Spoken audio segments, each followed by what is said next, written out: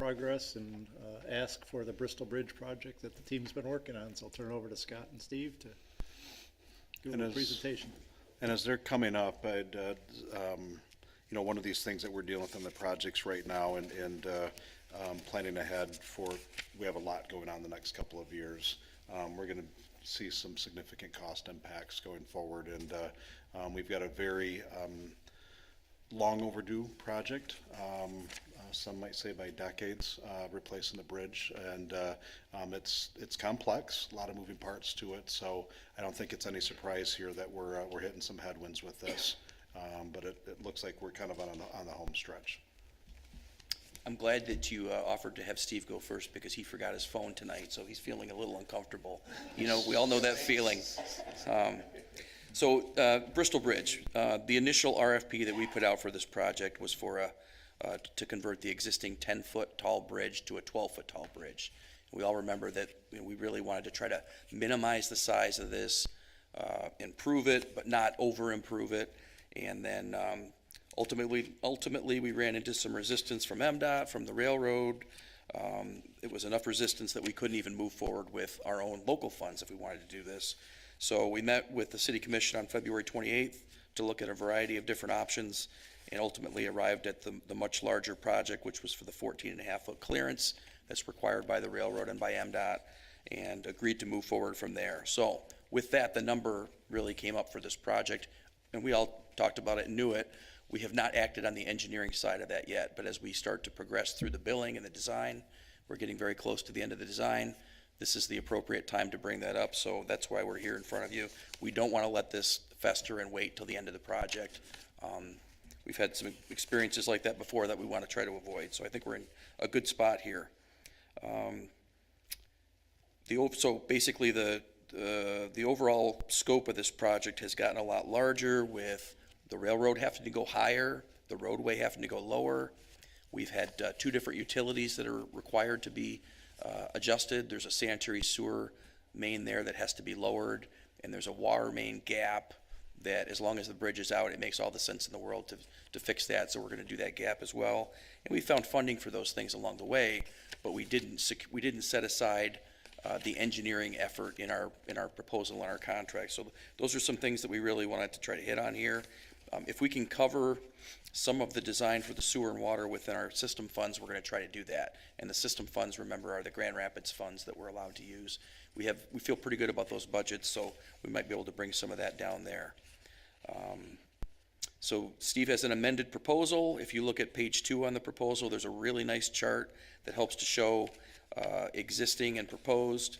And I guess just kind of a rule of thumb that we use, a design of a road project like this or a bridge project, we typically see design in the range of 7 to 10% of the construction cost, and then we see the inspection and the construction administration in the 8 to 10% range. So overall, you're looking at 15 or 20% of the construction. In this case, the new number for them is at 14%. So we feel pretty good about that, and I'll let Steve kind of jump in and hit some of his high points. Good evening, Steve Groneman with Moore Bridging. If I clear my throat a couple times, excuse me, I was out ill last week, but I'm not contagious. It was not COVID, so we should be good. Thanks for the time this evening. And also, as a consultant, it is really nice when they put you early on the agenda, because then you can head off to other meetings that you have on a Monday night too. But thank you, and thanks, Scott, for the introduction there. As he said, the scope grew rather significantly. It grew from about $1 million project to about a $2.5 million project. The status of the plans and construction right now, the plans are almost ready to be turned into MDOT for final approval. That being said, when the plans get turned in, it takes a few months for MDOT to advertise them, to bid them, and then there's a few other things that get in the way. Mainly, there's Indiana bats, which means you can't take any trees down on the job between April 1 and September 30th. So you can't take trees down April 1 to September 30th. There's also long lead times due to COVID again for concrete arch structures. There's about a 4-month lead time for concrete arch structures. There's also the railroad. They've been good to work with, but they are diligent and detailed in their review comments. And I mean that mainly in a good way, where there's no surprises later on. All that being said, what it means is construction will likely start this fall with tree removals, with some aerial utility replacements, but the bulk of the work will now be done in the spring of 2024, which is kind of a bummer. It would have been really fun to finish it all up this year, but that's the reality when you accept state funds. There are some attachments that come along with it. That being said, you have a letter in front of you requesting an increase in engineering fees from $257,900 to $350,900. Additional fees for construction easements. There's additional street design that was required. And as Scott said, there's additional water main, sanitary sewer design. There was a lot more railroad design than we had originally anticipated, because we thought we're maybe going to raise the railroad up 1 to 2 feet, and we're actually raising the railroad up over 4 feet in some of the spots. So picture a railroad grade down here, and you raise it up 4 feet. With how flat railroads have to be, you have to go a long ways in each direction to make that happen. Also on the construction engineering side, it's a little bit longer construction, which means we're out there a little bit longer, so a little more in fees on the job. So we are requesting an increase in fees of $93,000 for the project. Any questions or comments on either the construction schedule, status of plans, or anything else? Commissioners. I told the mayor an hour ago that I didn't have any questions. Now I have some, so I apologize, Mayor. And this is, I don't know, Steve, maybe this is more rhetorical than anything, because certainly some of the questions I asked in this process, I'm wondering if I should have been so concerned. I mean, did we, by trying so hard to minimize the requirements, do we just build ourselves onto this path now? We're going to spend quite a bit more money, right? Because it's $100,000 for the design, but then obviously the construction is going to be quite a bit more now too, much more, right? So should we have just sucked it up in the beginning? And again, I'm not sure there's an answer, but maybe this is just a lesson learned for all of us. Sucked it up in the beginning and just said, look, we better bite the bullet now, just meet the requirements, live with it, because we ended up losing on every count, didn't we? I think you won big, though, on the state funds that have been granted toward the job.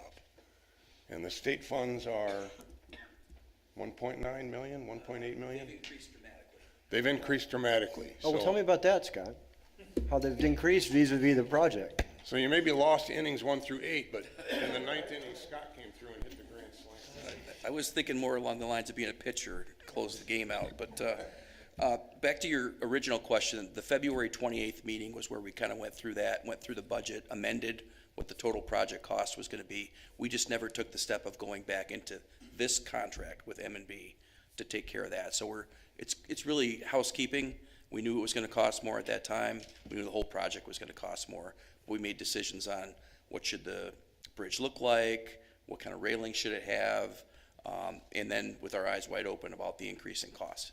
So we have covered that. Along the way, the good thing was, because we knew that our project was costing more, when opportunities came up through the Metro Council for other state grants, we were able to gobble up some of those, and we have a pretty hefty number, bigger number than we've ever had on a project before. If you say it's 1.9 million, I believe you. It's a big number. Okay, so I'm just, again, I'm not criticizing, I'm just kind of talking out loud, but if we just keep this in the back of our minds for, be it Fruit Ridge or some other, the next project thing, and we recalibrate, I'm certainly going to recalibrate my brain around what requirements we should just own from the beginning, so that we do go in eyes wide open from the very beginning, not halfway through the game. Gotcha. Commissioners coming around. Comments, feedback? You know, I think I remember having the healthy debate. We were getting into the, I think more the aesthetics, because there wasn't much on the functionality piece of the different type of archways, what we were looking at and so forth. I mean, I think we knew there was going to be some cost differences. I still, in this particular day and climate, correct me if I'm wrong, you have an MDOT expert to my left here, but I feel like the 8 to 10% is a probably too conservative number, given the economic times that we're in, and having a budget more for 15 to 20%, which would then put us in line. So that's not, to me, not out of the realm of possibility there. So, you know we need to do it. There's some extra things coming in here. Scott, forgive me, is the railroad financially invest in any of this? So this is their, No. okay, thank you. Sore topic with me, but unfortunately, it's the railroad and governed by some regulations around that we can't control, so we'll leave it at that. All right, commissioners, any other questions or discussions? Yeah, I have a question. You guys had said that the trees were coming down in the fall of 2023, but on your revised agenda, it says October 1 through November 15 of 2024. Or is there trees coming down in the beginning of the construction and then I'm after? sorry, that's a typo. Yeah, I That think should there be was a typo in there 2023. about that. Okay, I was thought, oh, all right, Catch. thank you. Just quickly, and I don't know what we know about this at this point, but how are we seeing construction costs move for going into this season? They're scary. Yeah. Would you like to elaborate any? I mean, I think we're just gonna continue to see prices increase. There's a lot more work that can be done, that's being done, but with lead times and stuff, it's kind of backlogging everything for us right now. I agree. Well, that simple concept of supply and demand here is there's gonna be more monies freed up for roads and projects. It's gonna create that demand and prices are gonna be driven up. So that's where I go back to the 15-20% in my mind is kind of that safe zone of where we wanna get to. So one benefit that we do have for pushing the bulk of the work off until next year is that we're going to give contractors a bigger window in which to do the work. And I think when we were really pushing hard to finish this in '23, we weren't giving anybody any breaks or any extra time. And if one bad thing happened, we could potentially have the bridge out over the winter, which is One unacceptable. supply delay. Yeah. I mean, we could have something Right. down and, yeah. If one of those pieces comes to the job site broken, we're in big trouble. So I think we're gonna get more competitive prices because we're gonna get more people interested in it with this project that bridges 23 and 24. I'm crossing my fingers that that's gonna help us. Maybe it changes us from having one competitive bid to 5 competitive bids, and that would be outstanding. One thing I like about this timeline too is that it's gonna start in the spring when school gets out, and it's gonna end in July based on your timeline now, so that it's not gonna impact a lot of the school in that area. It is still gonna be painful. Gary always tells me to be honest, so it's gonna hurt, but we're gonna do our best to minimize that. And then I think here too, we say no surprises. I mean, this is not, we talked about in the meeting that there may be along the way here some complexities to this, and they are coming to fruition. So it's not significant, but I would also, to Commissioner Berg's discussion, questions he had tied into, we have more money coming in from MDOT from the grant funding as well here through the different sources there that's helping offset this a bit. So, okay, fair enough. So any questions for the group? Then we can cut Steve loose then for the night. And then do you want to touch on Steve, I think we're good then on our end? Yes. Thank you very much. Have a nice evening. You too, thank you. And then let's talk maybe the Standale, I don't know, Darryl, if you want to tee that up from a DDA meeting last week? Sure, Scott's done the bulk of the work on this RFP, but we've been talking about replacing the streetlights in Standale for at least 10 years now, and we're finally at a point where I think we're ready to make some progress there, so I'll let Scott do the background information, but just to let you know, the DDA did meet last Tuesday, and they recommended that we move forward with this proposal, so it comes to you tonight with a favorable recommendation from the DDA to enter into this agreement, but Scott can give you the details on how they got to where they did. So the memo might look a little bit strange to you because it's written to the DDA, and after that meeting, Darryl and I both said schedules are tight, just you can use that memo and the city commission will get the drift of it. So this process, as Darryl mentioned, has been going on for even decades, if you think about it, because we've been talking about the streetlights in Standale as long as I've been here. I think this is the time where the DDA is very serious about it and they're ready to get going. So they just recently wrapped up a pretty significant planning effort where they looked at street lighting and a lot of other things that are kind of related to the street lighting in terms of planning and what should Lake Michigan Drive look like, and between which stretches should it have wider sidewalks and all those kinds of things. And so the conclusion of that project was then turning into an engineering effort where we seek proposals to actually design the streetlights. So we've kind of set the planning stuff aside now, and it's time to actually design and build a project. So on December 8th, we took 3 proposals from our 3 firms. We met with the DDA subcommittee, which was made up of Chairman Dave Brinza, Cindy Ludwig, Jim DeGroot, and Randy Smith. And that group was very excited, put a lot of effort into this. So we met with them on December 20th.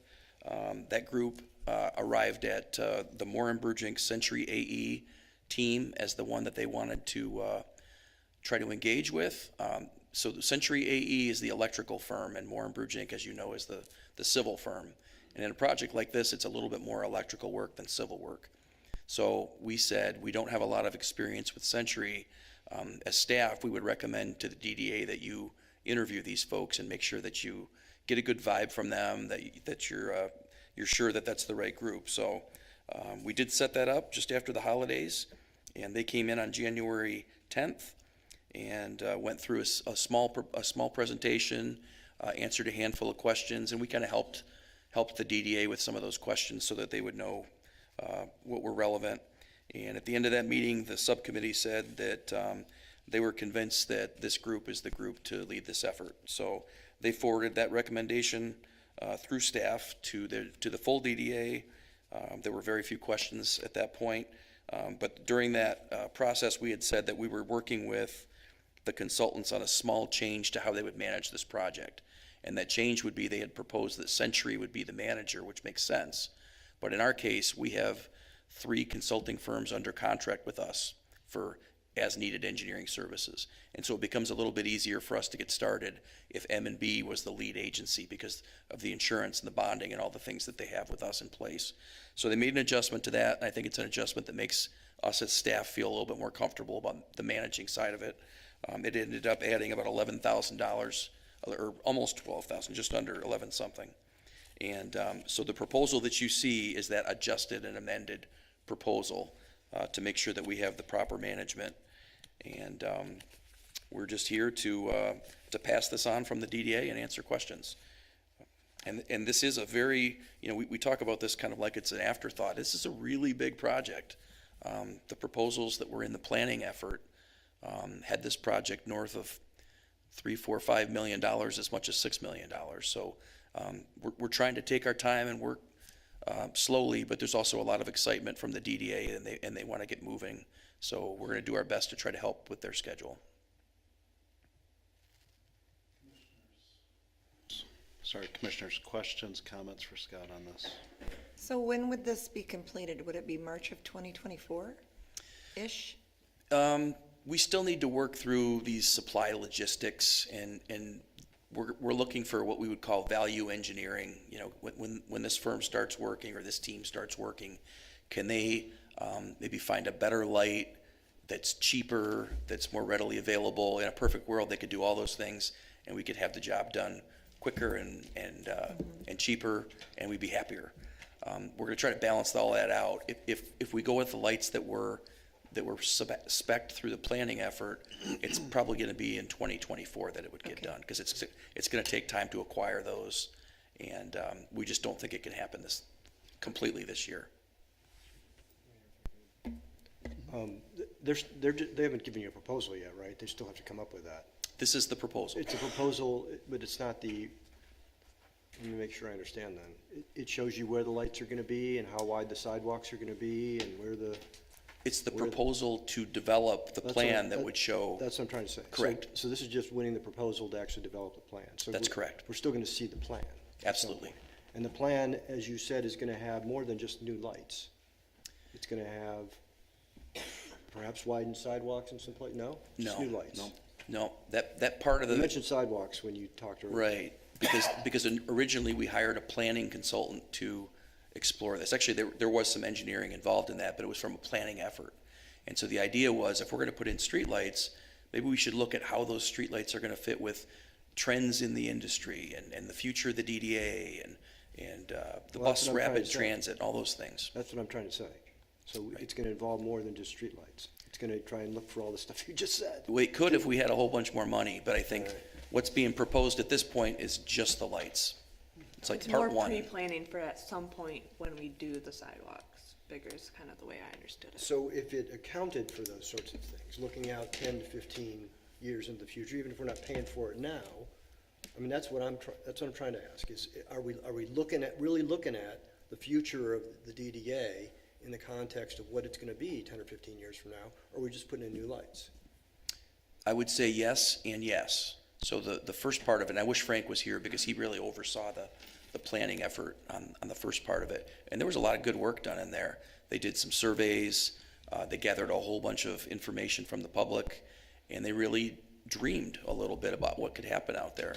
But I think what we're talking about now is going back to the very beginning where the DDA said, we want to get those lights in now. And all this other stuff can occur as development occurs, or it can occur as the DDA comes up with extra money and wants to implement something like a mid-block crossing on M45 to get pedestrians across in a tough spot. So those things would come later. I'm fine with the come later bit. I just would like to see that it's got that vision to the future in it as groundwork, you know? It's like you're building downtown Washington DC and a ridiculous circle for nowadays, but back then it was really cool. But they were thinking ahead for how they were gonna develop the city, going, you know, I'd like to have some of that in there. Yeah, and I bet if you want to sit down with Frank and I could probably learn a little bit as well from his interpretation of the planning report. It's quite a huge document, and there's a lot of good stuff in there. Yeah, part of it was they came up with a kind of the ideal streetscape design, if you will, that included streetlights, street plantings, public open spaces, all that was Yeah, part of that's the larger planning effort. And as a result of this, the number one thing that the DDA discussed, and our chairman Dave is here also, was streetlights are number one of that effort. But you can see some of the results of that planning effort already with the new GVSU parking lot out there, the park and ride at the Rapid. We used a lot of those elements from that planning process to talk about, you know, the fencing around there, some of the wider lanes, some of the wider sidewalks, sidewalk connectivity. So it's being used, but it's not all part of this streetlight effort. This is one component of that. And if the commission would allow, we have our chairman to put him on the spot. I don't know if Dave is here. So what happens when you show up to meetings? So I'll give Scott a break there. His throat sounds like mine does right now. David's been instrumental in leading this, and for those that have not met Dave, really for some of us have been around for a while, been a breath of fresh air, taking over as chair of the DDA. We have made more progress, I would say, even in the last 90 days than we have probably in, I swear, 5 to 10 years. Might be a bit of an exaggeration, but it's been healthy progress, visionary progress. I know that there are things that you are, from a strategy perspective and a vision, you're helping implement through the group, and that might help out with Commissioner Burke's discussion, because we've gone back and forth. This started out as a very, very big, we were well into millions and millions and millions of dollars at one point when we started putting dollars and cents to the things that we wanted to do and said, okay, what's the practicality of this and how are we going to pay for it? And we're not going to mortgage the future, attempting to do that. So we've kind of narrowed that down a little bit to do some phases here, but not lose sight of that vision. So maybe fun to expand on that. Yeah, again, my name's Dave Brinza, been chair of the DDA for, I don't know, a little over a year now, so we're just starting getting into it. But yeah, the kind of the focus in this past year has really tried to build that vision. The lighting piece has been ongoing for ever since I've been on the commission, which I think is 6 or 7 years now. So we needed to get like a little bit of a kick forward and get something going. But a couple months ago, the group actually did a work session where we kind of laid out where the vision would be within the district. So there's all parts to it.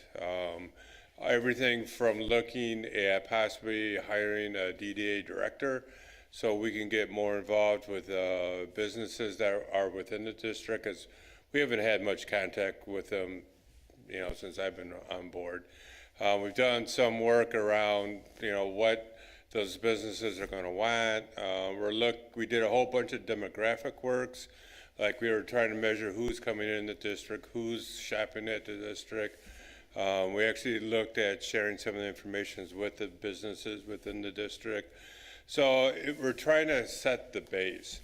And a couple of things that we did come up with from that work session was, the number one was the lighting plan. As you all know, the lighting looks like they're back from the 1950s, which most of them are, and there's 25 different lights, and it just doesn't look bad. And one of the things we kept on hearing about as you go through the district, that's one thing you always see. So that's why that became number one, something we've been working on for a while. But the other piece is that, and this is conceptual right now, we still got to really drill down a whole bunch of stuff. But, you look at entertainment, who's coming to the district, are there things for kids to do? Is there a central spot for people to gather at? And the district could utilize a lot of these things. We need to bring more people into the district. We need our businesses to succeed, to thrive, but we need to figure out what all those pieces are. So the lighting is just the beginning of a much bigger picture. We still have to ferret it out. We still have to put some meat behind these things. But we have a very good group. We're very energetic. We really want to see, we've thrown a whole bunch of crazy stuff, crazy ideas out there. But hopefully in the next few months, we'll be working on the development plan that we have to redo. I don't know if you said that, talked about that, Darryl. So that's going to be our driving force going forward. But we're really trying to build a much better downtown district than what we've had in the past. So it's a lot of, ideas at this point, but we're really working hard to put some teeth into those ideas. And the streetlights is the first part of it. Thanks for your work on it. Questions for Mr. Brenza or City Engineer Connors? All right, any disagreement? I mean, we have in front of us a recommendation to approve the award of the bid to, as Scott had covered, through Century AE Moore and Brugink for the street lighting design services to get started on that. That'll be what's in front of us at 7 o'clock for approval. Can I get a thumbs up or thumbs down around the horn? Up, up, up. Good, coming around. I think we're gonna be good. So, Scott, if you wanna get out of here for the night, good. David, thank you for coming very much. Appreciate it. Yeah, we are making some really good progress down there in a good way, so. Cool, thank you. Mayor, just if I can quickly. Yeah, please. No, I just want to say, and Mr. Chairman, how much we appreciate you being here to give us that perspective. I would say that it went leaps and bounds to give us comfort that the DDA's mindset is a lot of, what you said is really what we were looking to hear out of that organization. And I think that we spend a lot of time here angsting about the direction in Standale, and that I think we really appreciate you being here, and that perspective helps me a lot, for sure. Well, and one of the things we've talked about expanding either is continued developments within Standale, is that we're not looking to grow to a certain level. We're looking to grow it the right way as those opportunities come up, and we need to make sure that the DDA has a seat at the table having discussion and dialogue around it. So David has actually made time to be a part of that process, and I think it's showing in the type of dialogue that we're having with the vision for Standale. So, cool. All right, we are at 6:50. Oh boy, did we time that nice. All right. I am going to use some discretion. We're good to go, Madam Clerk? All right, I'm going to go ahead and call our 7 o'clock regular City Commission meeting to order. I'd like to invite Commissioner Chase to deliver the invocation and lead us in Pledge of Allegiance. Shall we pray? Dear Heavenly Father, as we gather here tonight, I ask that the work that we may be doing tonight may be your work. Please help us to all make decisions tonight with you in mind. I ask you to please watch over all of our residents in the city, as well as our public safety members who continue to keep us safe. In your name, amen. Amen. Thank you. I'd like to invite everybody to please stand and join us for the Pledge of Allegiance. I pledge allegiance to the flag of the United States of America and to the republic for which it stands,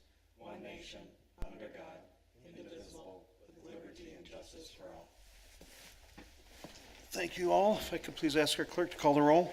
Mayor Carey. Present. Commissioner Gilbert. Present. Commissioner Babcock. Present. Commissioner Groders. Present. Commissioner Chase. Present. Commissioner DeShane.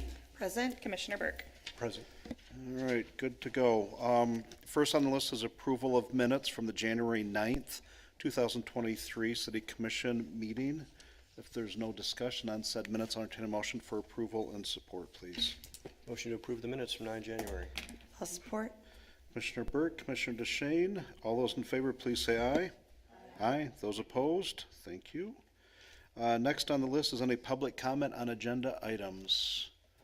Seeing none, Officer Kramers doesn't want to speak, so that's good.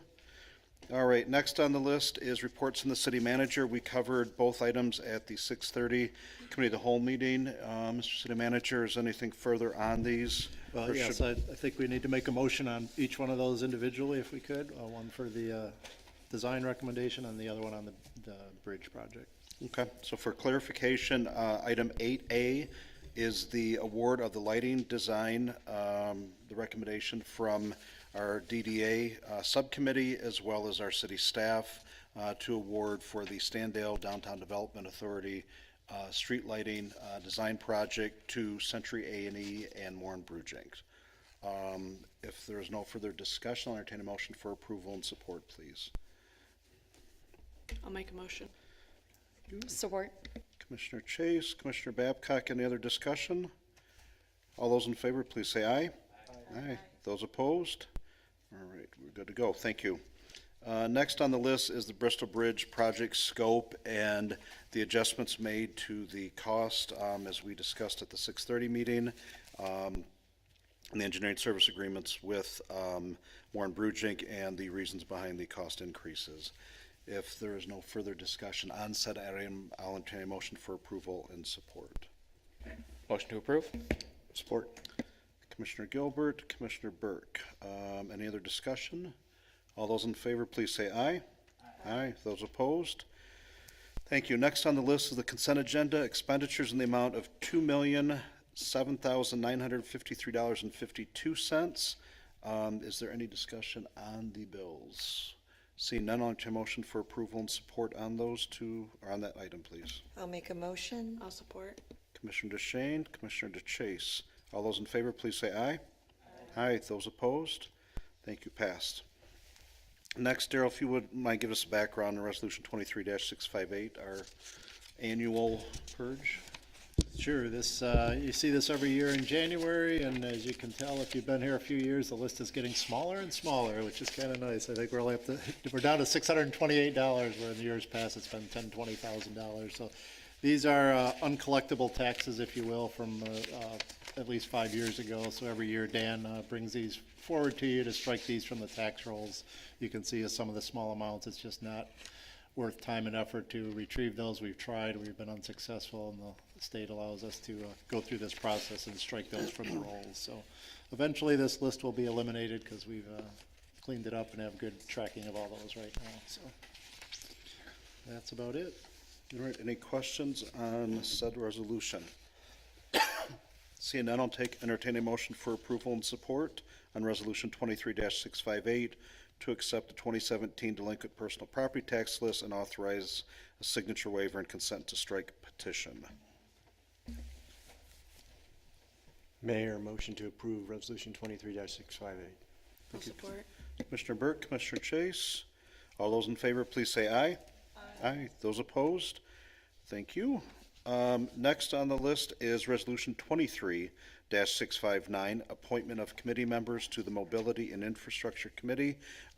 This committee was approved, the formation of said committee, at our January 9th meeting.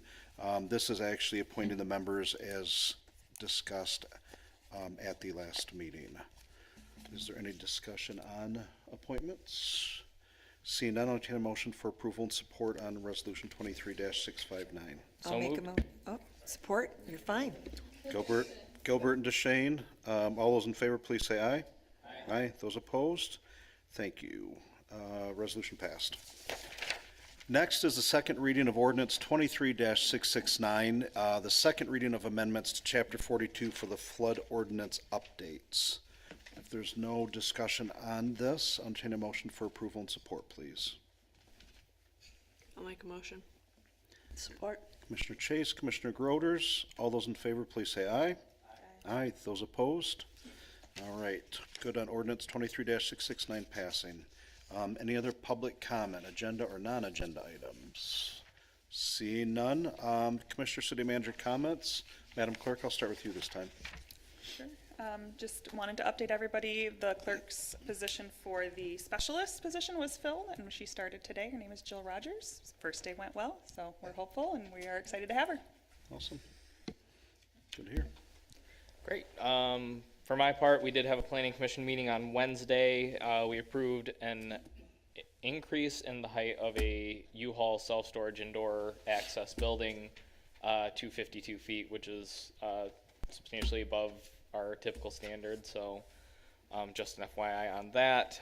We do have an upcoming meeting at the planning commission level on some pretty important subject matter coming up for the first meeting in February, so everyone keep apprised of that. Commissioner Burke, I'm sure you're well aware, but the project over in the Green Ridge area is coming back around, and I would say without what I would consider substantial reform to the scope and size and scale and style of the project. So just awareness on that. And my final note, I did see a Route 33 bus running today on my way here. That was pretty exciting. Good number of folks on the bus. So people are using it, and looking forward to getting those the first returns on numbers from our folks at the Rapid. Yep, we'll get those into early February then, and be able to show those back with the commission then. Awesome, thank you. Commissioner Babcock? Commissioner Groders? Commissioner Chase? Commissioner Burke? Sorry, You're good. River Ridge, I have spoken to a number of folks in the area about it. I'm sure you can expect good civilized participation at your meeting in February. Just as it was last time. Yes, They did a great job exactly, last time. exactly as it was last time, that's right. And unfortunately, I can't come to the dispatch visit now because I'm gonna be out of town, but I'll try and get it some other time. Thanks. Good. City Manager? A couple of things. I think tomorrow there's a Parks Committee meeting, another Parks Committee meeting to hopefully finalize the recreation plan. I think Frank sent that out today to the commissioners, and so following that meeting tomorrow, it'll then be on a future City Commission agenda for consideration and or discussion of what they recommend. So be on the lookout for that. If anybody hasn't turned in their sign-off sheets for the Commissioner's Handbook, please try to get those in to Shannon or pass them on to me when you get a second, so she can file those away. At 4 o'clock today, we had, I thought, a very productive meeting. I want to thank Chief Pelton for leading that effort. We're working on updating our emergency management plan, so we have another meeting scheduled next month that hopefully finalize that plan, and then we're going to be going forward with a tabletop exercise scenario of which you will all be invited, just so you can kind of observe of what happens if we were to have some type of a major event in the city. So that'll be coming up, I think, in March sometime. We're going to shoot for planning that meeting.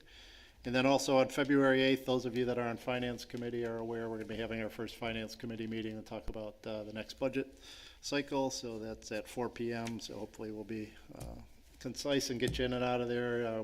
We are meeting this week with all of our departments to get their first drafts of their budget. So we'll have a first rough draft of the budget for you for next year, and then there'll also be another item on the agenda for your consideration regarding some capital equipment purchases or major purchase. And then I think that's it. Yeah, February 6th, the dispatch tour. I think the mayor was probably going to touch on that. So Yep. That's all I have. Thank you. Yep, actually top on my list there, so thanks for your understanding with, I think that realization, that it fell on a county and city holiday, so there was not gonna be employees at the dispatch center that would be able to help us out with the tour. So, January 6th, 5 o'clock, February 6th, thank you, 5 o'clock, rain, shine, snow, blizzard, whatever it may be, we'll be going at 5 o'clock. Second, this morning, our communications manager and I had attended a Grand Rapids Chamber, the legislative breakfast, and it was really neat to see former commissioner, former mayor representing as a state rep and as a state senator, advocating publicly for the Fruit Ridge Bridge into the room. The lieutenant governor happened to be in the room.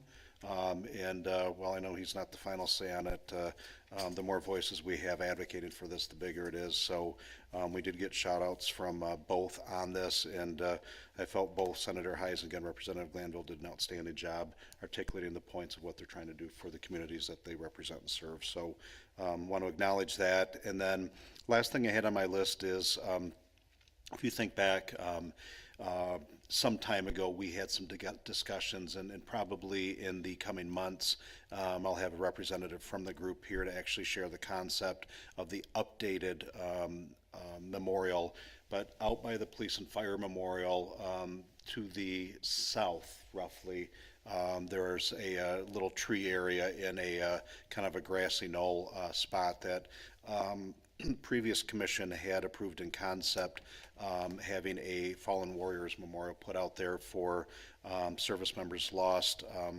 from the county since the global war on terror started, which we're looking in the is it the Persian Gulf War? Is it 9/11? And they've kind of centered it on the 9/11 time frame. And we may have expanded that a little bit to be not just soldiers from Kent County, but possibly statewide to help us assist with fundraising for those efforts. Senator Heising and I both sit on the board for that and have started to have meetings with some of the private donors. This will definitely be a private and public partnership. As some of you remember, the state legislature had already approved through what that was then Representative Heising leading the charge. I believe we had a $500,000 amount come in for approval for that. $500,000. Did they work project that? Just making sure that, I assume they have to. If the funds are still set aside, then they did. Okay, Sorry. yes, yes. Yeah, and actually the money is in the 501c3 account. Perfect. So the money's come in and all the nuances of that, but it's estimated now that, again, going back to the cost overruns, when we started this out, we thought we'd be under $1 million with this. The reality is it's really gonna be probably $1.5 million to $2 million project when it's all said and done.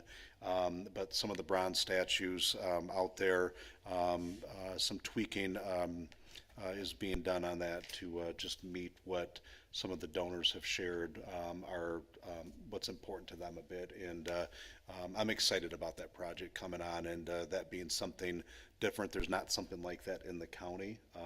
There's really, quite frankly, not much something like that in the state right now. So this will be something very unique to us, and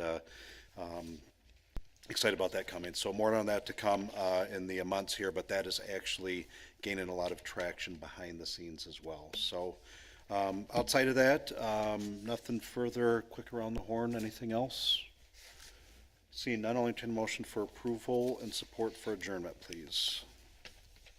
I'll make a motion. Support. Commissioner Chase, Commissioner Heisinger, or I'm sorry, Commissioner Groders. All those in favor, please say aye. Aye. Those opposed, we stand adjourned. Thank you.